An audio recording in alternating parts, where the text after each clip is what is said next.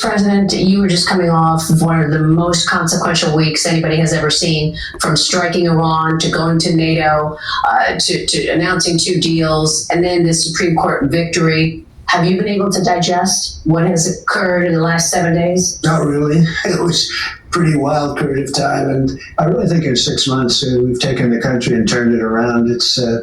I was told by the King of Saudi Arabia, by the leader of Qatar, and the leader of UAE when we went over there. We brought back $5.1 trillion investment into the United States. They said, you're presiding now over the hottest country in the world, and a year ago we thought your country was dead. It could never come back. It was so incompetently run by a very bad president. And I said, you're right, this country is hot. And that was a couple of months ago. Now we're talking about what we've done recently. So the country is really going. The numbers are great. I watch you in the mornings, and you're giving those numbers, and they're really good. No inflation. We have a bad Fed chairman, but other than that, we have, great. It doesn't even matter. The numbers are so good. It doesn't matter that he keeps the rates artificially high. But it's been an amazing period of time. When you went to the Middle East and you strengthened those relationships with all of those countries you just mentioned, did you have an idea that you would have to do something with regard to Iran? Because you teased it a little. You said, look, they've got to come to the table and talk. Something's going to happen. Well, it was getting a little bit hot, and we knew they had a lot of sites, probably 3 plus the 1. But they had 3 main sites, and we knew they were going to have to either give them up. And I thought we could do it during negotiation, and we just about had it done. And then they said, we want enrichment. Enrichment doesn't mean like air conditioning, and it doesn't mean to jack up your car. Enrichment is a bad word. And I said, you got so much oil, what do you need that for? And they said, well, we need it. And I wouldn't let that happen. I think people wouldn't have understood it if I allowed that to happen. So we had a 60-day talk, and that delayed them a lot. And then we said, let's go at it.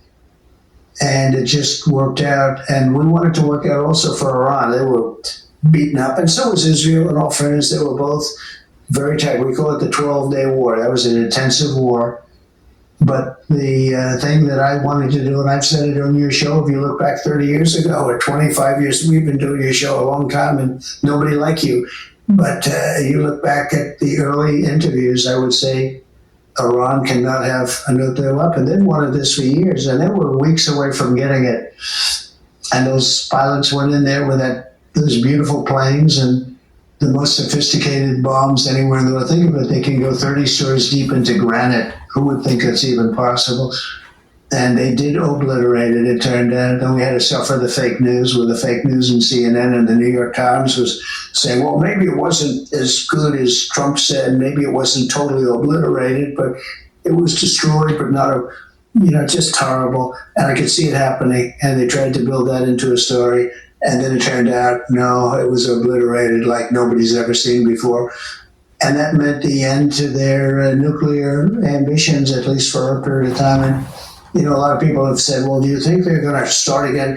I said, the last thing they want to do right now is think about nuclear. They have to put themselves back into condition and shape. You tweeted, the Democrats leaked an intelligence. They should be prosecuted. Who specifically? Do we know who did it? Were you able to find out? They can find out. If they wanted, they could find out easily. You go up and tell the reporter, national security, who gave it. You have to do that. And I suspect we'll be doing things like that. Well, those pilots were so courageous, and, you want to honor them. Are you going to do something for them? Yes, they're going to come to the White House. But what you said is right. These people flew 36 hours in a small space, a big plane, but a small space that was mostly occupied by bombs. And they flew so brilliantly. And they hit a target the size of this circle.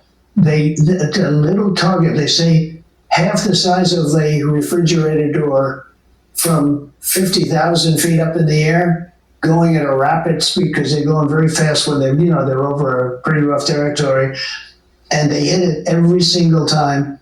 And then they knocked out 2 other sites aside from that. Do you think that the Iranian regime hid some of the enriched uranium before the strikes? No, you mean did they take it out of the deep one? No. Because you were pretty clear you can't have a weapon, you're going to have to come to the talk, something's going to happen. I don't think they did. No, I think, first of all, it's very hard to do. It's very dangerous to do. It's very heavy, very, very heavy. It's a very hard thing to do. Plus, we didn't give much notice because they didn't know we were coming until just, then. And nobody thought we'd go after that site because everybody said that site is impenetrable. You can't, you're not going to be able, this way they did. It's at the bottom of a mountain. And it's granite. Granite's the hardest stone, and it's granite. So, no, they didn't. But I do believe they had people there because you had cars. They were saying cars. And those were masons. Those were people working with concrete. They were trying to seal up the entrance to where the bomb would most likely go in. And they did that. They were working to that, and the bomb went through it like it was butter, like it was absolute butter. Because I saw reports that there were 400 kilograms, 800 pounds that they moved, but I wonder if it's traceable. I mean, if they were to have moved, they didn't move anything. They moved themselves. They were all trying to live. They didn't move anything. They didn't think it was going to be actually doable what we did. And what we did was amazing. And we went, there were energy commissions that went there now. It's just thousands of tons of rock in that room right now. That room, the whole place was just destroyed. And the other 2 also. Now, Israel was able to do damage, but we did the final damage. And we have the greatest submarines in the world. We launched 30 rockets from submarines. Every single one of them hit their target. How will you know if he tries to start things up again? Because Iran just said that they are halting cooperation with the UN nuclear watchdog. The last thing they're going to be doing right now, for a period of time at least, is nuclear. They've had it. They've been trying it for 25 years. The last thing they're going to do is nuclear. We had to hit them, though. They were close to getting a nuclear bomb, absolutely. Yeah, I mean, and look, I've heard from people inside Iran that the regime in Iran has executed more Iranian civilians in the past 48 hours than the number of Iranians who died in the 12-day war. So, I mean, you've got a regime that's been building ballistic missiles, building or trying to build a nuclear weapon. Why should we think that they are actually going to give up on this? Well, they might not give up, but they're going to give up on it while they're exhausted. They are exhausted. They took hits like nobody's ever taken. And frankly, Israel is tied. They wanted to, it was the perfect time. We went in, we destroyed their nuclear capability, and we stopped. It was a beautiful thing.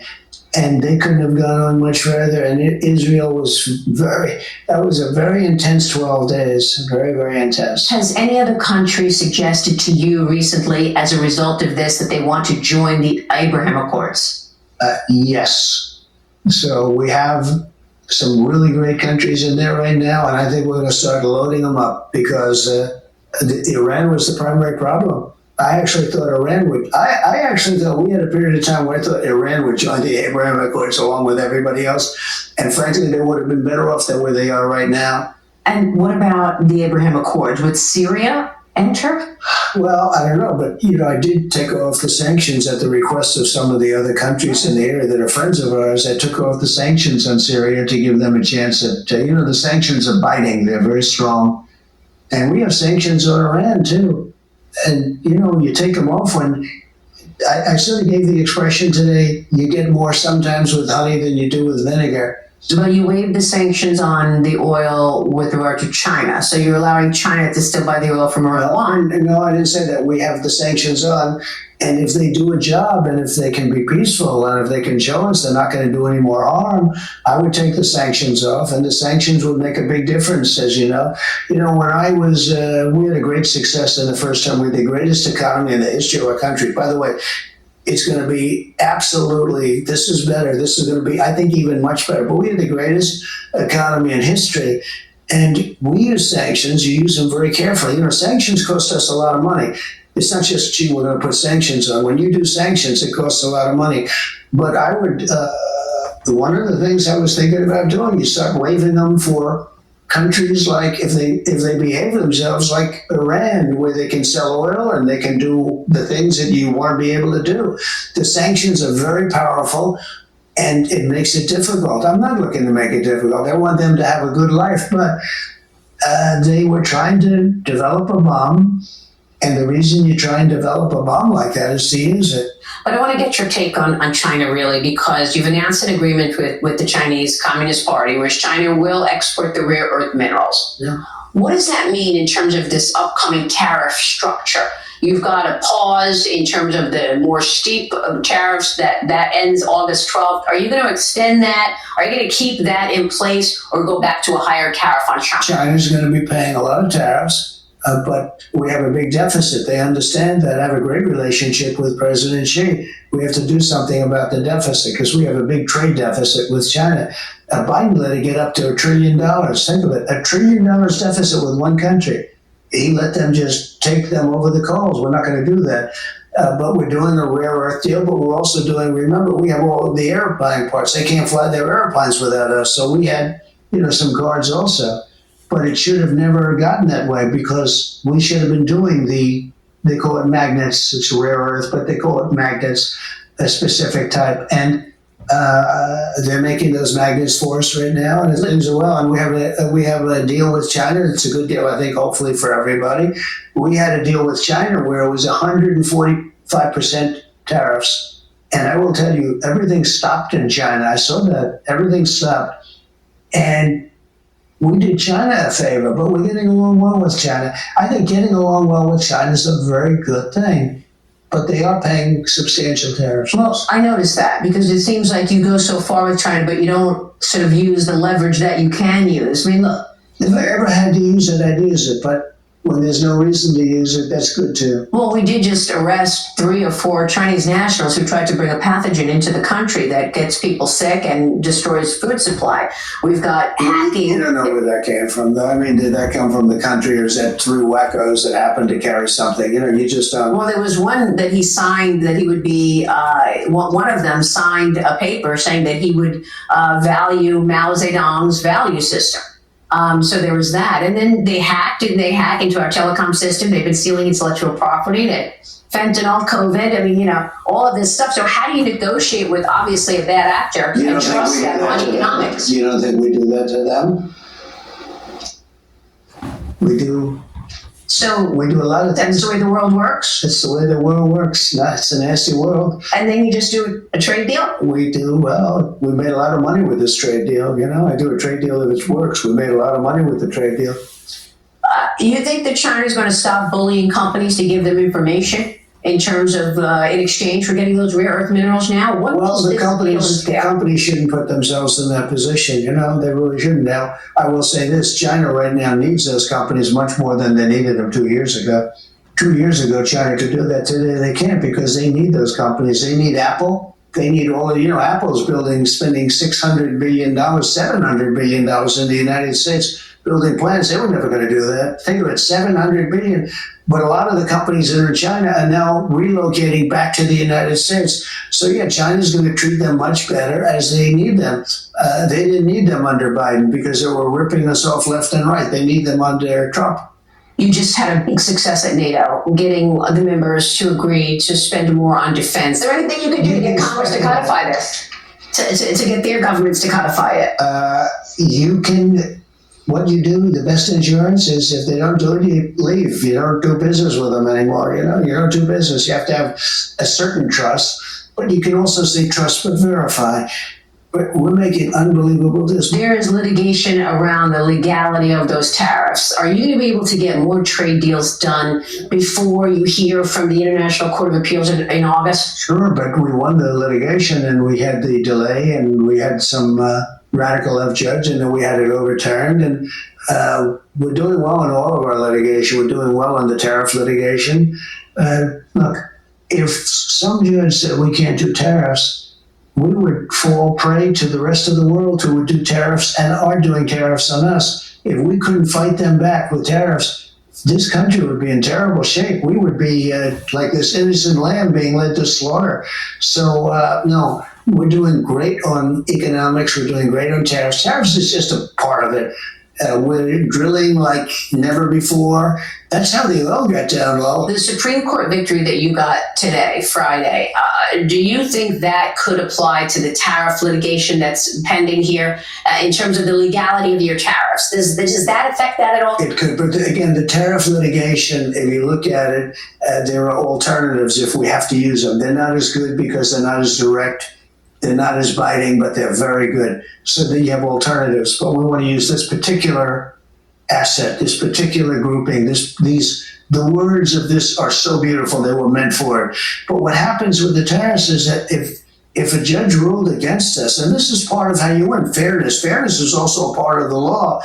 If a judge ruled against us on tariffs, we would fall prey to other countries destroying us. We can't do that. If they do tariffs on us, we do tariffs on them. If they charge us, we charge them. Then they never charge us.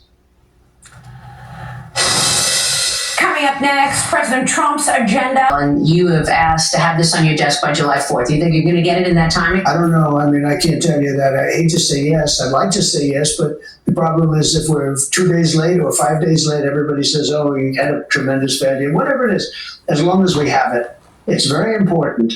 If we don't have it, there's a 68% tax increase. If we don't have it, the debt ceiling extension is very important. They gave a debt ceiling, the Republicans gave a debt ceiling because of the importance of doing it. They did that for the good of the country, and Republicans voted for that. They did a big favor. I don't know that I would have done it, to be honest with you, but whatever. They did a favor. Now the Democrats won't do that favor back. In other words, you never want to violate your debt covenants. So they gave, you know what I'm saying, they gave this 4 months early. It was due on September 28th, right before the election. A group of Republicans got together and said, you know what, this is so serious. We should do this for the good of the country. I understand that. Now it's their turn to do it, and they won't do it. There are a lot of bad people in the Democrat Party. How are you going to deal with the $9 trillion that's coming due this year? Just turn it over. Oh, well, let me tell you that we're going to do it this way. We're going to turn it over short term because we have a stupid person at the Fed. If he would lower the rates, but I don't want to have to pay for 10 years debt at a higher rate. And then when you get somebody into the Fed who's going to be able to lower the rates, we should be at 1% or 2%. If you look at Switzerland, they're the lowest right now. They're at much less than 1 point. And frankly, we should be there too, because without the United States, the whole world doesn't work. And you teased a couple of names. You said you have a couple of people in mind as a successor to Jay Powell. They'll all be good, yeah. But you're not going to do that right now. So why do that? Just to put more pressure on him to come in? People that know, because reporters ask me, do you have other names? I say, yeah, I do. Anybody but Powell. And would it be Kevin Moore? He's a bad person. Kevin is very talented. But I don't know if it's going to be him, but he's a very talented guy. He would be doing what Powell is. Mr. President, I think I know your priorities in the big, beautiful bill. I mean, obviously, you want to get the tax cuts extended, and you've got other tax cuts. Any other things, so it takes care of the border. There's also no tax on tips, no tax on Social Security, no tax on overtime. But I've spoken to a few senators, and they've gotten together, like Rick Scott and Ron Johnson and Mike Lee. And, Rick Scott's worried about the overall cost, and Mike Lee's worried about the Inflation Reduction Act. And, the Inflation Reduction Act is what caused a lot of problems. So why don't you just take that out of the It's the bill? Biden administration. Why are there still green subsidies in that? I'm all for that. I think we shouldn't be giving money to all of these scams. But what happened is some of them have been started, like projects, and if you stop it, it's in the middle. So I understand that too, and people work there, and they're working there, and they're from the district of a congressman or a senator. But no. The Inflation Reduction Act was another Biden scam. And when I say Biden, it's not Biden.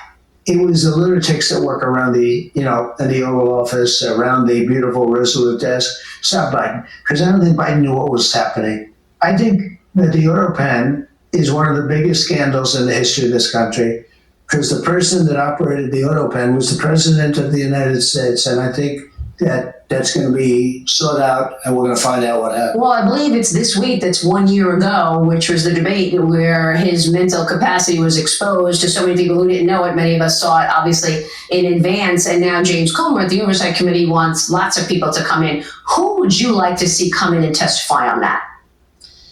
On your oath. I would say Lisa. who was in there. Is that the deputy AG at the time? Yeah, who was Lisa Monaco. he was a big supporter of Andrew Weissman. These are people that I think are very bad people. They had radical left lunatics working there, and they took over that office. They didn't want Biden, and then after a little while they realized he's incompetent. This is really a good thing. And they ran that thing. Look, Biden was never for open borders. Biden was never for transgender for everybody. He was never for men playing in women's sports. He was never for that. Biden is a disaster. This is a disaster. But the worst thing that he's done to us, inflation is terrible, but I've solved that problem already. Inflation is bad and other things are bad and many things are, and the fact that we have no respect all around the world for the country, but now we do I think maybe at the high, we took it from the lowest to the highest level in 6 months. But if you look at what he did to the border, is so bad. So much of my time is spent on the border. You know, last month we had no people coming. I know. What you get. But the bad part is he let in 21 million people. And we have to check those people. Totally unvetted, totally unchecked. And 11,888 have murdered people. Half of them have murdered more than one person. People coming from gangs, from prisons. They emptied out, Venezuela emptied out its prisons. Have you been backing away from this, though? Because recently you said, let's ease up on, taking in people who are working, hardworking, like in farms and hotels. I don't back away. What I do I cherish our farmers. And when we go into a farm and we take away people that have been working there for 15 and 20 years who are good, who possibly came in incorrectly, and what we're going to do is we're going to do something for farmers where we can let the farmer sort of be in charge. The farmer knows he's not going to hire a murderer. But when you go into a farm and he's had somebody working with him for 9 years doing this kind of work, which is hard work to do, and a lot of people aren't going to do it, and you end up destroying a farmer because you took all the people away, it's a problem. I'm on both sides of the thing. I'm the strongest immigration guy that there's ever been, but I'm also the strongest farmer guy that there's ever been. And that includes also hotels and, places where people work, a certain group of people work. So we're working on it right now. We're going to work it so that some kind of a temporary pass where people pay taxes, where the farmer can have a little control as opposed to you walk in and take everybody away. But no, the criminals are going out of this country. Right, you said it from the beginning. You wanted to first focus on the criminal, but I'm wondering if this change in giving people a pass is a response to the critics who said the execution was a little clumsy. People were afraid to go to work. They were afraid to run into ICE. They said, look, if you give a quota to somebody and say, go get me 600 people who are here in the country illegally, they'll come back with 600 people, even if it's not the right 600. So the execution was unbelievable because you have no people coming through our border anymore. Right. That's part of the execution. So it wasn't clumsy. What was clumsy is the fact that they allowed millions and millions of people to pour into our country. Take a look at some of the scenes. It's on your show all the time, where thousands of people are trying to bust through a wall. They literally break down walls. There's so many people. And they're thousands of people, and they have no idea who those people are. This, to me, is the worst part of Biden. The worst thing he did was the whole thing on immigration. Now, with that being said, we know who they are, a lot of them. It's hard. When they come in, they have no papers, they have no nothing. Just go ahead in. Everybody can come in. They were empty. I'm telling you, a lot of the Congo, we just made a deal with the Congo to stop the war. They would empty their prisons into the United States. Many other countries, not just South America, Africa, Asia, Europe, parts of Europe, rough parts of Europe, their prisons were emptied into the United States, and the people, you saw the people, and they run into the country. To me, that's a sin that we can never forget. We can never forget what Biden and that group of lunatics that work for him have done to our country. I believe that half of the world's cobalt is in the Congo. Yeah. Are you going to be able to help develop that? Will the U.S. participate in developing that cobalt? Yeah, they want me to. They actually want me to. The head, who's a very respected guy, look, I just stopped the war. This war was going on for 30 years. 6 million people were killed between Congo and Rwanda. And my people came to me, they say, they want you, they don't want China, they don't want Russia. Letters out. I'd rather do it now. My guys say I have great guys, Scott, Howard, other people, Jameson. They're talking to all these countries. We made a deal pretty much with India. We made a deal with China. We made a deal with UK, great people. We made deals. But I'd rather just send them a letter, a very fair letter, saying, congratulations, we're going to allow you to trade in the United States of America. You're going to pay a 25% tariff or 20% or 40 or 50%. I would rather do that. So when I We're not trying to extend the pause. I don't think I'll need to because I could. No big deal. It's like TikTok. I'm extending that, but no big deal. We have a buyer for TikTok, by the way. I think I'll need probably China approval, and I think President Xi will probably do it. Who's the buyer? I'll tell you in about 2 weeks. A big technology company there. Very, very wealthy people. It's a group of very wealthy people. But what I want to do is, and what I will do just sometime prior to the 9th, is we'll send a letter to all these countries. There's 200 countries. You can't talk to all of them, no matter how many people you have. You can't talk to all of them. We'll send a letter and we'll say we consider it a great honor, and this is what you'll have to do to shop in the United States. We're like a department store to shop in the United States, and you'll pay a 25% tariff. And we wish you a lot of luck, and that's the end of the trade deal, because we have something that nobody has. But if I didn't get elected, I'm telling you, we wouldn't have had a country left. You know that better than anybody. Nobody covers it better than you.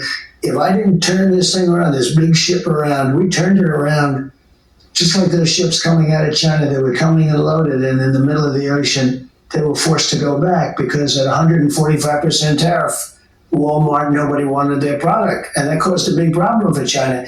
And then I helped China. So by reducing it. We still don't know. We don't have the clarity on what you're going to do with these expiration of these pauses. July 9? No, I think I And thought I just said it. China. I thought I just said it. You ready? You're going to send letters. I'm going to send letters. That's the end of the trade deal. I could send one to Japan. Dear Mr. Japan, here's the story. You're going to pay a 25% tariff on your cars, So we give Japan no cars. They won't take our cars, right? And yet we take millions and millions of their cars into the United States. It's not fair. And I explained that to Japan, and they understand it. And we have a big deficit with Japan, and they understand that too. Now, we have oil. They could take a lot of oil. They could take a lot of other things. But basically, and I'm for doing it right now, we send letters out to all of the countries explaining to them, we'll look at the deficit we have or whatever it is with the country. We'll look at how a country treats us. Are they good? Are they not so good? Some countries, we don't care. We'll just send a high number out. But we're going to be sending letters out starting pretty soon. No, we don't have to meet. We understand. We have all the numbers. Listen, what we're going to do is we're going to send, and we're going to say, congratulations, we're allowing you to shop in the United States of America.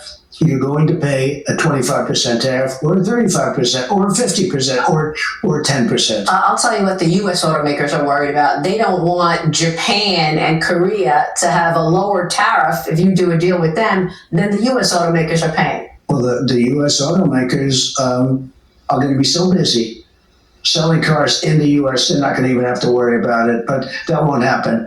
Because I set a tariff, let's say I take a certain country, and I set a tariff at 25, and they're charging 35 or 40, I'll raise the tariff to 35 or 40. And then come down. I want to ask you about AI, because there are a couple of companies that are announcing layoffs. They're actually cutting people. Some of these companies are blaming tariffs. Some of these companies are blaming... They're blaming a consumer slowdown, and other people are blaming AI. Okay, you've got Procter & Gamble. Tariffs is what's bringing the companies in. We have auto companies building plants where they wouldn't have built here in 100 years. We have more investment in the United States right now than we've ever had before. Think of it. Yeah, we're up to almost $15 trillion. Look at this guy from last year. What kind of numbers there were to people leaving? They weren't coming in. Now they're coming in. Like you said, you brought wealth back to America. Wealth and spirit back. We have spirit. People respect our country again. It's very important. I'm a cheerleader also for the country, aside from everything else, like you are. We brought spirit back. We brought respect and dignity back. When I went to the European, I was in that beautiful place with the king and the queen, and it's like beautiful. Everything's so nice. But when I went to the Netherlands and I looked, everybody was coming up, Mr. President, Mr. President. They didn't do that a year ago or 2 years ago, 3 years ago, these are the big countries. This is Germany and France and all of them. I mean, a big group of countries. They respect America again. They laughed at us. They thought we were a joke. You had a president that kept falling downstairs and falling on stages and couldn't find an entrance to, he makes a little speech that lasted for about half a minute. And he looks around, he's looking for stairs. There's like 6 different stairs and he can't figure out which stair. We were laughed at all over the world. More importantly than that, what they did to the country. What they did to the country with allowing 21 million people will never be forgotten. And I have to rectify that problem, and we've done it. And we're getting all the criminals out. Mr. President, I just want to ask you about the job cuts from these companies. Some of them are blaming AI. And one CEO told me that AI, artificial intelligence, allows engineers to be at least 25% more productive. It's helpful in contract management, it's helpful in repetitive jobs, it's helpful in data. What can you do to offset the job cuts that will no doubt come as a result of AI efficiency? One thing, very simple, bring more companies in, more jobs. You know, the truth is we don't have enough people to take care of these jobs. So it's like perfect timing. We don't have enough people. You know, my biggest problem is they're coming in and they have to hire thousands and thousands of workers. This is perfect timing. We don't have enough people. If AI is so good, which I hear it is, and there's a lot of money being bet by very smart people, I'll tell you, we are dominating AI. That's the other thing. And they all said, well, we'd have a problem because of electricity. We don't make enough electricity. We would have to double our electric power. Can you believe that? And you know what I did? I had an idea. I said, when you build your plant, you're spending billions. You're going to become a utility, an electric utility. You're going to also build a utility. You're not going to take it from an old grid that's been here for 100 years. You're going to take it right from a new facility. And they actually looked at me, they said, you do that? Of course I would. It's a national emergency. I'm going to approve everything. And you'll have your approval in 2 weeks. And Lee Zeldin is doing an amazing job, the environmental commissioner. I said, Lee, you're going to approve this stuff fast. Make sure it's safe, make sure it's good, but you have to get it done fast. Because in China, you know how long it takes? 1 day. It's called President Xi. Boom, it's okay. Over here, we're going to have almost the same thing. We're getting fast approvals. And you can do nuclear, because nuclear now is safe and good and inexpensive. But you can do oil and gas, you can do coal. And the reason we do coal is because, and I call it clean, beautiful coal. You can really do things with coal today that you couldn't have done. But the beautiful thing about the coal and the thing that I look at, you know who uses coal? China. 59 plants they're opening this year. Right. Coal. You know why? It's very powerful. It's very powerful. So we opened up coal. We were closing all our coal mines all over the country, and yet we still have a lot of coal. We use the generating plants of coal because it's the strongest.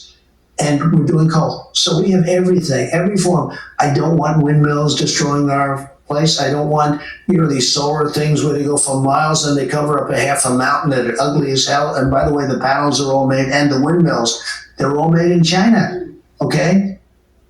What did you make of the New York Democrat primary? Mamdani. He's a communist. I think it's very bad for New York. I don't know that he's going to get it. It's inconceivable that but he's a communist, and he's a pure communist. I think he admits it, but I can't imagine it. But let's say this: if he does get in, I'm going to be president, and he's going to have to do the right thing, or they're not getting any money. He's got to do the right thing. It's shocking that I would have assumed that I used to say we will never have a socialist in this country. No, but we'll have a communist. I mean, he's a communist. He's going to be mayor of New York. So I was very surprised when I never heard of him. I don't know who he is. Well, he said he's going to fight ICE. He's not going to allow ICE to... He'll be very unsuccessful. And he said if Benjamin Netanyahu comes to New York, he's going to have him arrested. Oh, he's a radical left lunatic. Who would you be poised to support in New York? I know they live... I don't want to say that because... I have a lot of people, a lot of friends, and I have everybody, so I don't want to get into that. I can tell you this, whoever's mayor of New York is going to have to behave themselves, or the federal government is coming down very tough on them financially. You said you're stopping all trade discussions with Canada? Until such time as they drop certain taxes, yeah. The digital People don't realize Canada is very nasty to deal with.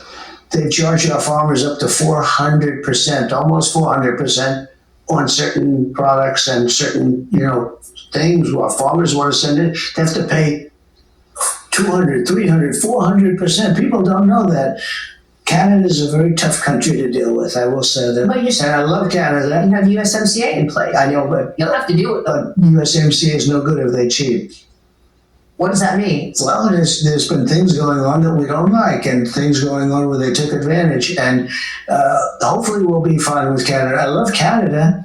Frankly, Canada should be the 51st state. Okay, it really should, because Canada relies entirely on the United States. We don't rely on Canada. Mr. President, tell me about the significance of the Supreme Court ruling on the nationwide injunctions. Will that help you?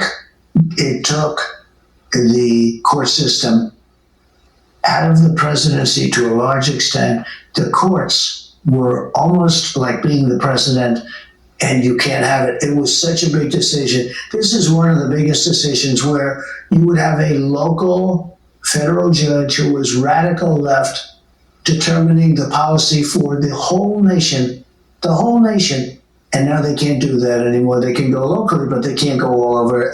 A judge from Massachusetts can't make the policy for Oklahoma and other places throughout the nation. So this was a massive decision. Mr. President, have you spoken to Elon Musk? What happened there? I think he's a wonderful guy. I haven't spoken to him much, but I think Elon is a wonderful guy, and I know he's going to do well always. He's a smart guy, and he actually went and campaigned with me, and this and that. But he got a little bit upset, and that wasn't appropriate. Why did he get upset? He just wasn't getting what he wanted? The electric vehicle mandate, the EV mandate is a tough thing for him, I would think. I don't want everybody to have an electric car. I campaigned on, you have choice. If you want a gasoline powered, if you want a hybrid, I love the electric. I love his cars. I think he's fantastic. But not everybody should have that, and not everybody wants that. And Biden was so stupid. He said everybody has to have an electric car by 2030. Okay? I think he said by 2030, which is in 5 years, people don't want that. And how do you do that when you don't have enough electricity? You go to California, where they want everybody to have an electric car, and you have brownouts and blackouts every weekend. Mr. President, let me end on the big, beautiful bill, because here we are right before July 4th. Can you identify anything that you think are big numbers that you could actually cut out so that you could placate or, have Ron Johnson and the other senators who are upset about the price feel better about it? We're cutting 1.7, we're cutting 1.7 trillion. Think of it. I think I just saw the number a little while ago, $1.7 trillion. But we can grow our country so much more than that, and we're not going to have to do. You also have to get elected. When you do cutting, you have to be a little bit careful, because people don't like necessarily cutting if they get used to something. And what I want to do is do it through growth. We're going to have growth like we've never seen before. Mr. President, thank you. And I appreciate you sitting down with us like this. Thank you very much.